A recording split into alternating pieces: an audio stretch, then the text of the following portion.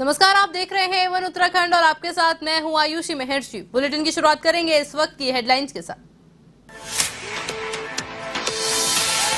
उत्तरकाशी के हिमस्खलन हादसे के बाद रेस्क्यू ऑपरेशन जारी। अब तक 26 लोगों के निकाले गए शव, लापता 3 की तलाश जारी। 17,000 फीट की ऊंचाई पर फंस गए 26 ट्रैक्टर्स।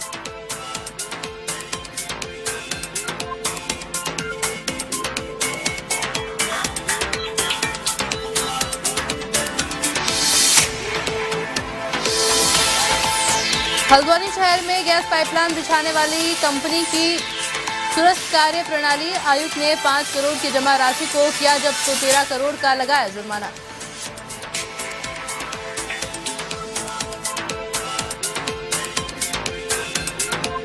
यमकेश्वर मोटर मार्ग पर एक वाहन दुर्घटनाग्रस्त, एक की मौत तो दूसरा गंभीर घायल। तो एसडीएम और तहसीलदार ने मौके पर जाकर लिया जायजा।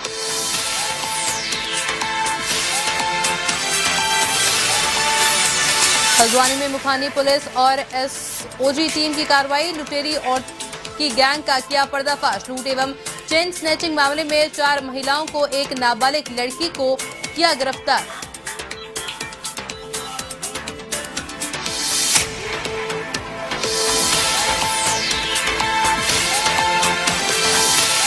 उत्तराखंड में बदला मौसम का मिजाज। 9 अक्टूबर तक रेड अलर्ट जारी। तो कुमाऊं गढ़वाल क्षेत्र में अगले 24 घंटों में भारी बारिश का आसार। बद्रीनाथ और हेमकुंड की ऊंची चोटियों पर बर्फबारी।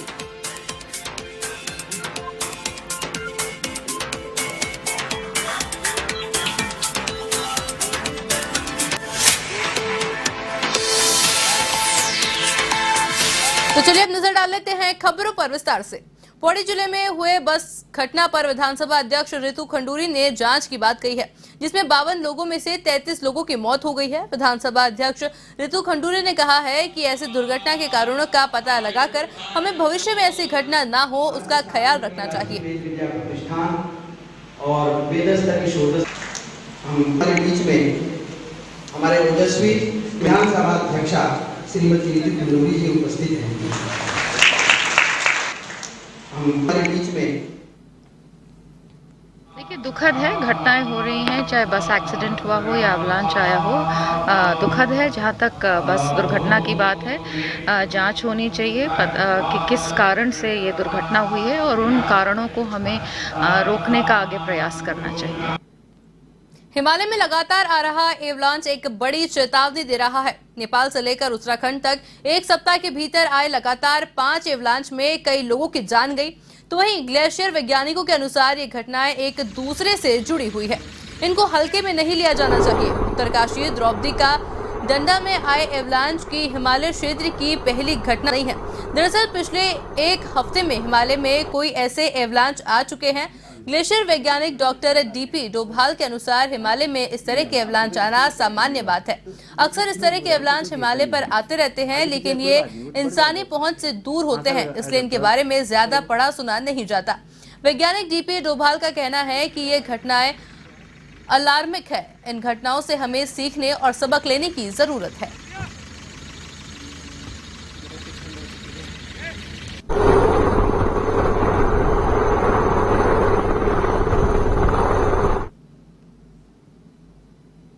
हमारा उत्तराखंड ऐसा है जगह है कि पूरे हम सेंट्रल हिमालय में है।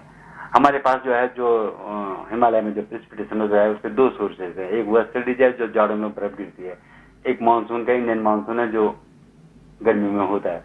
तो हमारे यहाँ जो है स्पेशली आपका जो है सेंट्रल हिमालय में समर में भी जो है स्नोफॉल होती है और ग्लेशियर एक्यूमुलेट होते हैं। तो हम इनको बोलते हैं समर एक्यूमुलेशन ग्लेशियर भी इनको बोलते हैं। जैसे कराकोरम साइड है वेस्टर्न हिमालय में, वहाँ पर बारिश कम होती है, वहाँ पर जो होता है स्नोफॉल ही होती है।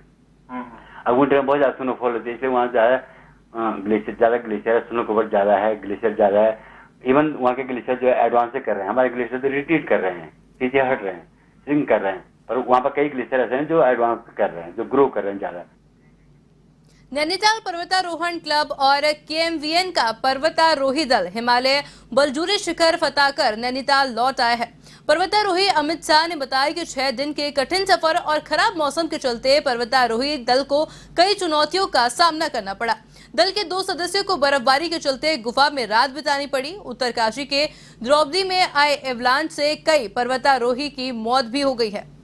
जूरी 5922 मीटर की 6 जनों की टीम यहाँ से गई थी। उन्होंने पूरी टीम का मतलब सक्सेसफुल असेंट हुआ है पीरियड में।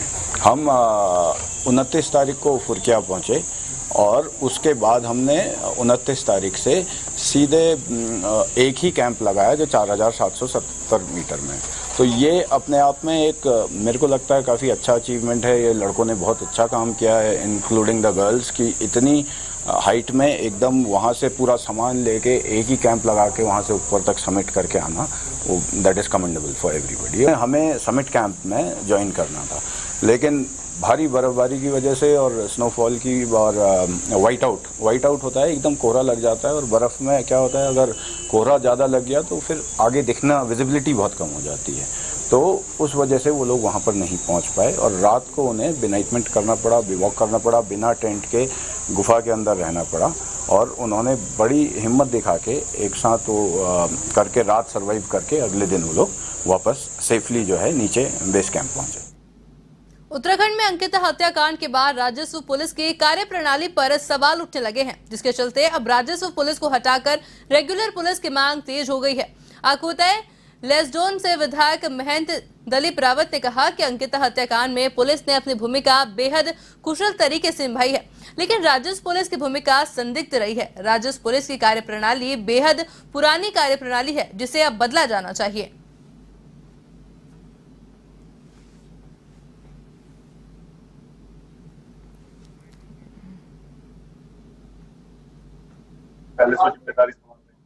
देखिए, आजादी से पहले की प्रश्न के अनुसार राजस्व पुलिस रखा गया था, लेकिन आज की स्थिति में क्राइम भी बढ़ रहा है, साइबर क्राइम सबसे ज्यादा एक चुनौती का काम हो गया है। तो मैं समझता हूं कि इसलिए आज हर गांव में साइबर क्राइम की जो है हाथ वहां पहुंच गए हैं। तो मैं समझता हूं कि इसलिए इसकी गंभीरता को देखते हुए राजस्व पुलिस को ये काम नहीं सौंपना चाहिए और रेगुलर पुलिस को दे देना चाहिए। जरूरी है, क्या कारण? देखिए, निश्चित रूप से राजस्व पुलिस का वर्तमान परिस्थितियों में काम करना संभव ही नहीं है और ना उनके पास ट्रेनिंग है, ना उनके पास कोई साधन है। मैं समझता हूँ सरकार ने जो पहला कदम उठाया बहुत अच्छा उठाया, लेकिन अभी आधा है और मैं समझता हूँ कि अभी पूरी तरह से राजस्व क्षेत्र को जो है पुलिस क्षेत्र में रेगुलर पुलिस के। हल्द्वानी शहर में गैस पाइपलाइन बिछाने वाली एचपीसीएल कंपनी की सुस्त कार्यप्रणाली और स्पष्टीकरण का जवाब नहीं देने पर नगर निगम आयुक्त ने कार्रवाई की है। एचपीसीएल द्वारा 5 करोड़ की जमा राशि को जब्त किया गया है। साथ ही गैस पाइपलाइन बिछाने को लेकर रोड कटिंग की अनुमति समाप्त कर दी गई है। तो वहीं सड़कों को क्षतिग्रस्त करने और साइड ड्रेनेज तोड़ने की एवज में 13 करोड़ का जुर्माना भी लगाया गया है।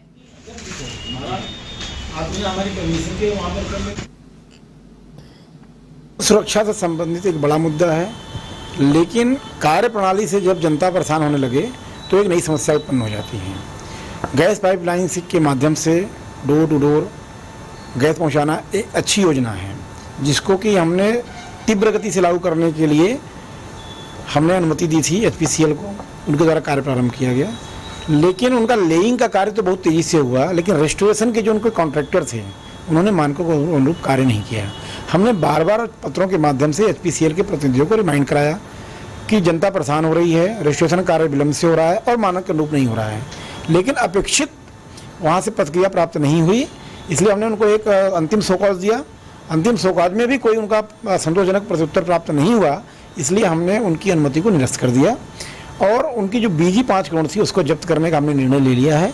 इसके अलावा जो रोडें हमारी खराब हुई उनके रिस्टोर करने के लिए हमने उनके ऊपर एक कास्ट आरोपित किया है, जिसकी लगभग 17 करोड़ की लागत है, जिसमें 5 करोड़ हम बीजी को समायोजित करते हैं तो लगभग 12 करोड़ हमारी बचती है।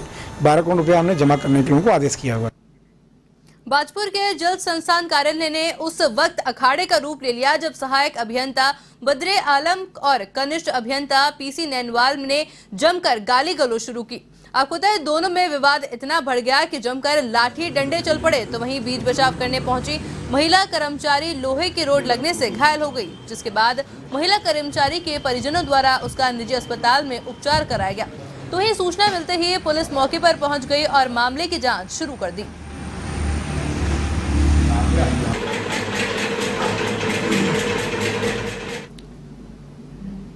देखिए, एक अधिशासी अभियंता हैं इनके जल संस्थान अभियान के श्री बदर आलम जी, इन्होंने एक अपने सहायक सबोर्डिनेट पे गाली गलौज और मारपीट के प्रयास के संबंध में एक एप्लीकेशन दी है।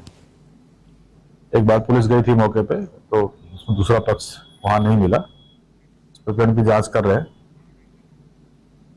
उधम सिंह नगर में गुलदार का आतंक बढ़ता ही जा रहा है, जिसका खामियाजा आम जन को भुगतना पड़ रहा है। नतीजा यह है कि अब तक गुलदार पालतू जानवरों को अपना निवाला बना रहा था, लेकिन अब गुलदार ने एक 10 वर्षीय बच्ची को अपना निवाला बना लिया। सूचना मिलने पर वन विभाग में हड़कंप मच गया, तो वहीं घटना के बाद परिजन सदमे में है और ग्रामीणों में आक्रोश है। ग्रामीणों ने प्रशासन से मांग की है कि पीड़ित परिवार को मुआवजा दिया जाए।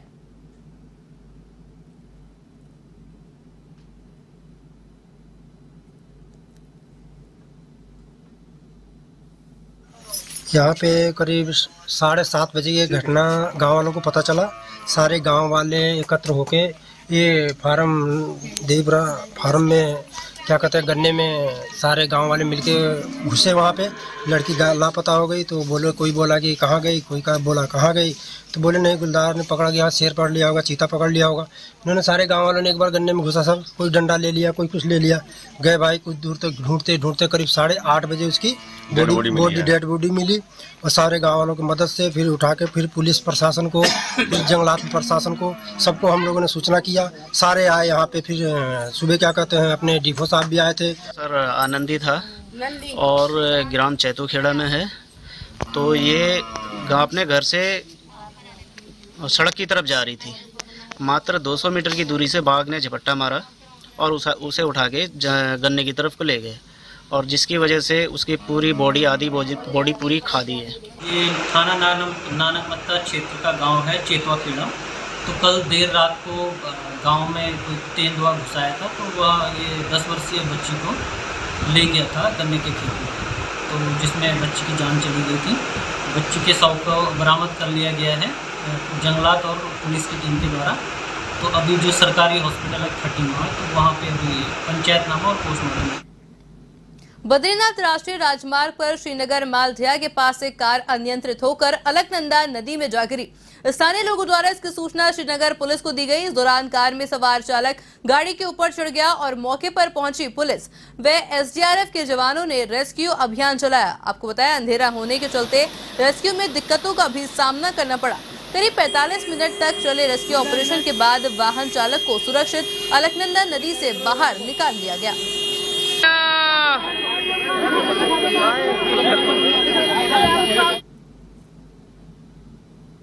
ये 8 बजे के आसपास की घटना है। यहाँ पे एक मोड़ पे ये हुंडई शोरूम से आगे मोड़ पे ये गाड़ी गिरी है i20, और इसमें एक गौरव मियाँ जिनकी लगभग 32 वर्ष की है, अकेले थे, एठाणा के, ग्राम एठाणा के हैं, डांग एठाणा के, और ये हुंडई के शोरूम में काम करता है। तो ये ऊपर से लगभग 60 मीटर के आसपास 50-60 मीटर नीचे नदी में चली गई थी, और उसको बचा लिया गया है और रेस्क्यू करके उसको एसडीआरएफ के द्वारा इसको हॉस्पिटल बचा दिया गया और इसको हॉस्पिटल। हरिद्वार में मोबाइल फोन खोने वाले सैकड़ों लोगों का फोन लौटाकर पुलिस ने उन्हें राहत दी है। पिछले कुछ महीनों में खोए हुए मोबाइल फोनों को रिकवर करके पुलिस ने 184 मोबाइल फोन उनके मालिक को सौंपे हैं। रोशनाबाद स्थित पुलिस कार्यालय में मोबाइल फोनों के मालिकों को बुलाकर एसएसपी योगेंद्र सिंह रावत ने लोगों की मोबाइल फोन वापस किए, जिससे लोग भी काफी खुश नजर आ रहे हैं। वापस किए गए मोबाइल फोनों की कीमत करीब 30 लाख रुपए है।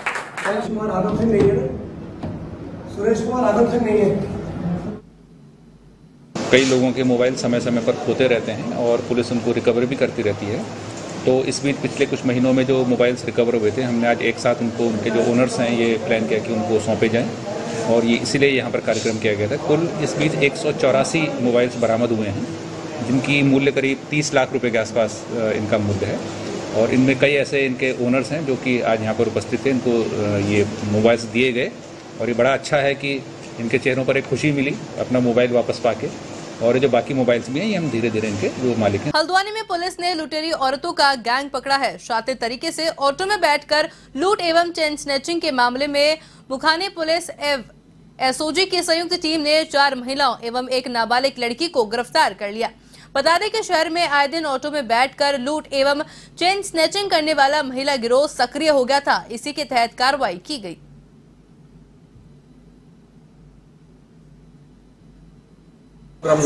इसमें देखा जाए तो विगत दिनों लगातार कंप्लेंट आ रही थी कि कुछ महिलाएं जो टेंपो में बैठती हैं उनके साथ जो है स्नैचिंग की घटना हो रही है कि टेंपो में उनकी अचानक जो है सोने की चेन गायब हो जा रही है। ऐसी जब 3-4 घटनाएं हो गई तो हमारे द्वारा इसमें एसओजी और आपका जो हमारा मोबाइल सर्विलांस है इसको भी लगाया गया। इसमें इसरार नबी करके जो हमारा जो सीसीटीवी देखने वाला कैमरा जो देखता है लड़का, उसके द्वारा बहुत मेहनत की गई। इसमें 100-200 कैमरे का डाटा एनालिसिस किया गया। उसके बाद इसमें 4 महिलाएं निकल के आई जो यहाँ उतरती हैं और फिर यहाँ टेंपो में बैठ करके घटनाएं कर रही हैं। पुलिस द्वारा इसमें जो टीम गठित की गई उसमें इनकी अरेस्टिंग की गई और इनसे जितनी घटनाएं हुई थी सबकी सोने की चेन बरामद हो गई है। ऋषिकेश में श्यामपुर पुलिस चौकी क्षेत्र में सूने मकानों को निशाना बनाने वाले एक चोर को पुलिस ने धर दबोचा, जिसके कब्जे से चोरी किए गए जेवरात बरामद हुए। आरोपी पहले भी चोरी और लड़ाई झगड़े की वारदात में जेल की हवा खा चुका है।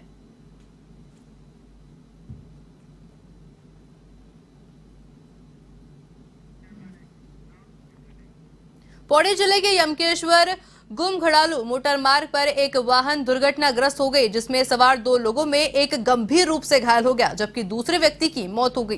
गंभीर रूप से घायल को राजकीय प्राथमिक स्वास्थ्य केंद्र चेसू सेण उपचार के लिए लाया गया। तो वहीं घटना को लेकर आपको बताएं एसडीएम व तहसीलदार द्वारा मौके पर जाकर कार्रवाई की गई। तो वहीं तकनीकी रिपोर्ट को लेकर संबंधित एआरटीओ व एसडीएम से रिपोर्ट मांगी गई है।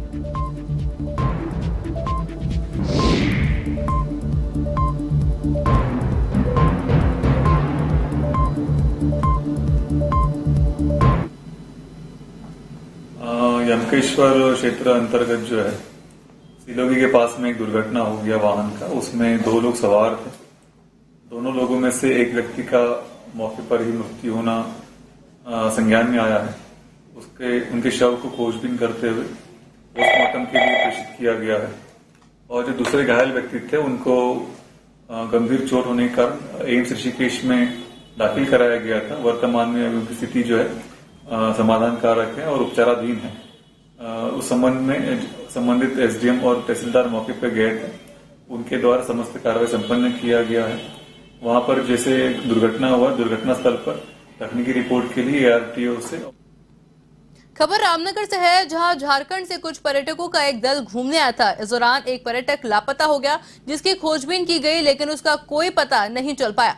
तो वहीं इस पर्यटक का कंकाल कोतावली पुलिस ने वन कर्मियों की सूचना पर क्यारी क्षेत्र के जंगल से बरामद किया। मामले में कोतवाल अरुण कुमार सैनी ने बताया कि बरामद कंकाल का पोस्टमार्टम की कार्रवाई की जाएगी।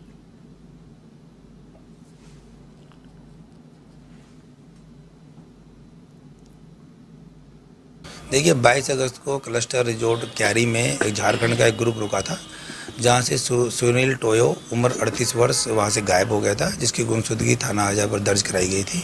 फॉरेस्ट की सूचना पर हमारे द्वारा उक्त व्यक्ति का कंकाल जंगल से फॉरेस्ट विभाग की सूचना पर बरामद किया गया है। सबको कब्जे में लेकर पोस्टमार्टम के लिए भिजवा दिया गया है। उनके परिजनों को सूचना दे दी गई है। आवश्यक वैधानिक कार्रवाई की जा रही है। मौसम विभाग के अलर्ट के बाद अल्मोड़ा जनपद में दूसरे दिन भी लगातार बारिश हो रही है। बारिश से तापमान में भारी गिरावट आ गया। तो वहीं जिला प्रशासन ने सभी तहसीलों व आपदा विभागों को अलर्ट रहने के निर्देश देते हुए मुख्य मार्गों से जेसीबी तैनात की है। तो वहीं जिलाधिकारी ने मौसम को देखते हुए जिले के सभी स्कूलों को बंद रखने के निर्देश दिए हैं।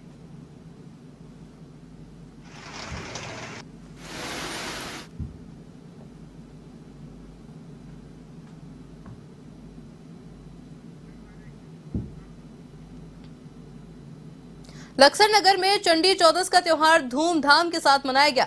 मेन बाजार स्थित जगदम्बा मंदिर में चौदस के मेले में बड़ी संख्या में श्रद्धालु पहुंचे। पिछले 53 सालों से मेला ऐसा ही लगता आ रहा है। मान्यता है कि इस मंदिर में दर्शन करने वाले श्रद्धालु की सभी मुरादें मां जगदम्बा पूरी करती है। मंदिर में शारदीय नवरात्र के पहले दिन से चौदस तिथि तक मंदिर में अखंड ज्योति जलाई जाती है।